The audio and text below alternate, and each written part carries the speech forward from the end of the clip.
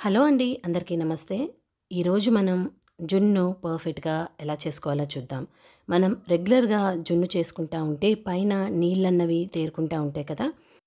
అలా రాకుండా జున్నన్నది చక్కగా గట్టిగా పర్ఫెక్ట్‌గా రావాలి అంటే చిన్న చిన్న టిప్స్ అన్నవి మనం ఫాలో అవ్వాలి. మరి దాని తయారీ విధానం చూసేద్దామా?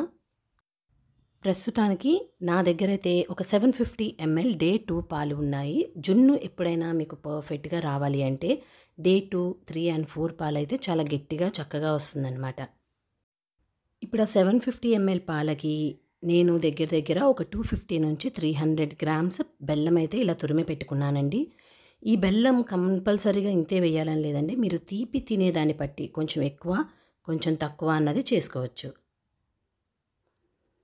ఇప్పుడు దీంట్లోకి ఒక హాఫ్ లీటర్ పాలు పోసుకొని బెల్లమంతా చక్కగా కరిగిపోయేంత వరకు టైం తీసుకొని కలుపుకోవాలి.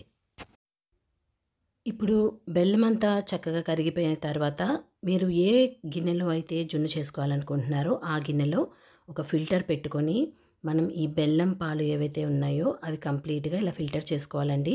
మనకి బెల్లంలో ఏదైనా డస్ట్ పార్టికల్స్ అట్లాంటివి ఉంటే ఇక్కడే ఫిల్టర్ అయిపోతాయి. ఇప్పుడు దీంట్లోకి మన దగ్గర ఉన్న జున్ను పాలు కూడా మొత్తం పోసేసుకొని, మనం ముందుగా పోసుకున్న బెల్లం పాలు గానివ్వండి, ఈ జున్ను పాలు కంప్లీట్‌గా కలిసేలాగా ఒకసారి కలుపుకోవాలి. నార్మల్‌గా జున్నన్నది కొంచెం వాతం చేస్తా ఉంటుంది అంటారు కదా! అలా చేయకుండా ఉండటానికి దీంట్లోకి ఒక టీ స్పూన్ నల్ల మిరియాల పొడి వేసుకోవాలి. మంచి వాసన కోసం ఒక టీ స్పూన్ యాలకుల పొడి వేసుకొని, మనం వేసుకున్న మిరియాల పొడి, యాలకుల పొడి గెడ్డలన్నవి అసలెక్కడా లేకుండా మొత్తం పాలకి చక్కటి స్మెల్ పట్టేలాగా ఒక 2 నిమిషాలు మొత్తం కలుపుకోండి. స్టవ్ ఆన్ చేసేసి నేనైతే జున్నన్నది ఎప్పుడు ఇదే ఇడ్లీ కుక్కర్‌లో చేసుకుంటానండి. ఒక 2 గ్లాసుల నీళ్లు పోసేసుకొని, మనం తయారు చేసి పెట్టుకున్న ఈ పాలు దీంట్లో పెట్టుకొని, మొత్తం ఒకసారి మళ్ళీ కలుపుకొని, మూత పెట్టేసి దగ్గర దగ్గర ఒక 25 నిమిషాల నుంచి ఒక 30 నిమిషాల వరకు మీడియం ఫ్లేమ్ మీద మాత్రమే జున్నుని మనం తయారు చేసుకోవాలి. మీ దగ్గర ఇడ్లీ కుక్కర్ లేదు అనుకుంటే కనుక, మన ప్రెషర్ కుక్కర్ ఉంటుంది కదండీ! దానికి ఉన్న రబ్బర్ ఇంకా విజిల్ పెట్టకుండా కూడా మీరు సేమ్ ఇదే ప్రాసెస్ అన్నది ఫాలో అయ్యి మీరు కుక్కర్‌లో కూడా జున్నన్నది పర్ఫెక్ట్‌గా చేసుకోవచ్చు. ఇప్పుడు ఒక అరగంట అయిందండి. మనకి జున్ను రెడీ అయిందా లేదా ఒకసారి చూసుకుందాము. మీరు జున్నుక పర్ఫెక్ట్‌గా రెడీ అయిందా లేదా అని ఎలా తెలుసుకోవాలి అంటే, మీ దగ్గర ఏదైనా నైఫ్ అయినా లేదంటే ఏదైనా స్పూన్ అన్నా ఉంటే ఇలా గుచ్చి చూస్తే మీకు పాలన్నవి తగలకుండా ఇలా పర్ఫెక్ట్‌గా ఉంటుందనమాట. మనకైతే జున్ను రెడీ అయిపోయిందండి.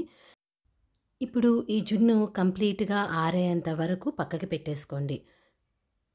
చూస్తున్నారా?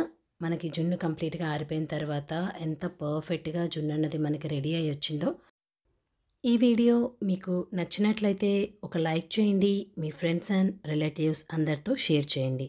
ఇలాంటి మరికొన్ని సింపుల్ అండ్ ఈజీ రెసిపీస్ కోసం మన ఛానల్ సబ్స్క్రైబ్ చేయటం మర్చిపోమాకండి.